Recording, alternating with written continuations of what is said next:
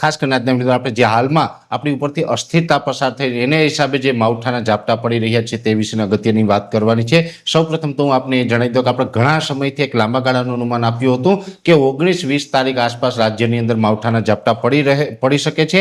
એ જ મુજબ જોવા જઈએ તો ગઈકાલે 18 માર્ચથી રાજ્યની અંદર માવઠાના ઝાપટાની શરૂઆત થઈ છે અને એમાં પણ ખાસ કરીને જોવા જઈએ તો ગઈકાલે અમરેલી જિલ્લાના ગ્રામ્ય વિસ્તારો એ સાથે જામનગર જિલ્લાના લાલપુરના ઘણા બધા ગ્રામ્ય વિસ્તારની અંદર માવઠાના ઝાપટા નોંધાયા છે।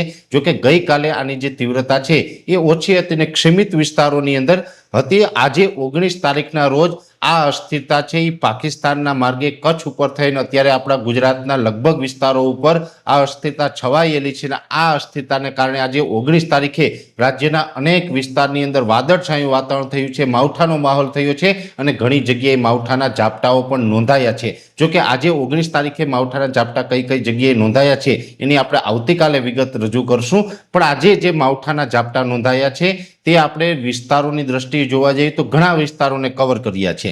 હવે આ અસ્થિરતા અત્યારે આપણા ગુજરાત ઉપર છે અને આવનારા 24 કલાકની અંદર આ અસ્થિરતા છે ઉત્તર પૂર્વ દિશા ઉપર આગળ વધી જશે। ઉત્તર પૂર્વ દિશાની અંદર આગળ વધશે એટલે આવતીકાલે આ માવઠાના ઝાપટામાંથી આપણે રાહત પણ મળશે। ચોક્કસ વાત એ છે કે આવતીકાલે રાહત મળશે છતાં પણ આવતીકાલે ક્ષીમિત વિસ્તારની અંદર 2 થી 5 જગ્યાએ કદાચ માવઠાના ઝાપટા નોંધાય તેવી શક્યતાઓ છે।